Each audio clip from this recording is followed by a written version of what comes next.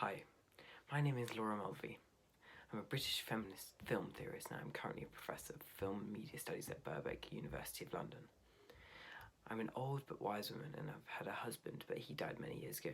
He was a film theorist just like me. I'm best known for my theory of the male gaze.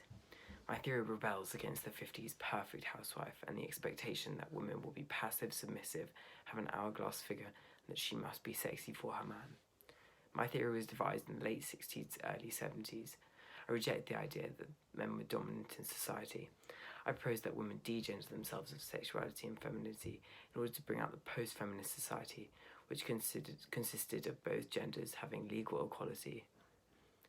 Women could be confident and happy with their bodies, and that we could use our sexuality and femininity for themselves and play it to our advantage.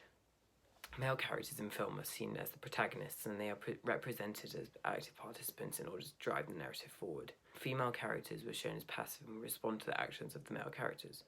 I was angry that females had been fetishized and objectified by the camera.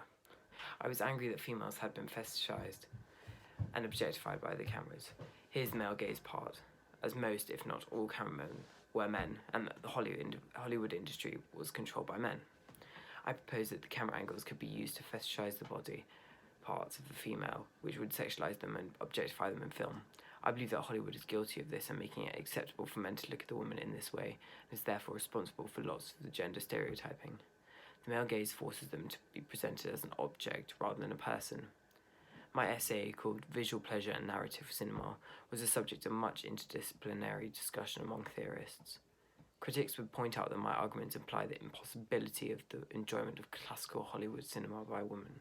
I later addressed those issues in my later article, which also implied how gay, lesbian, and bisexual spectatorship might also be neglected.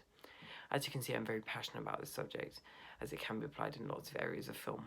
One example is in the Transformers in the scene Eyes on Michaela, where Megan Fox sexualizes, the camera pans up and down her body and shows another man staring at it.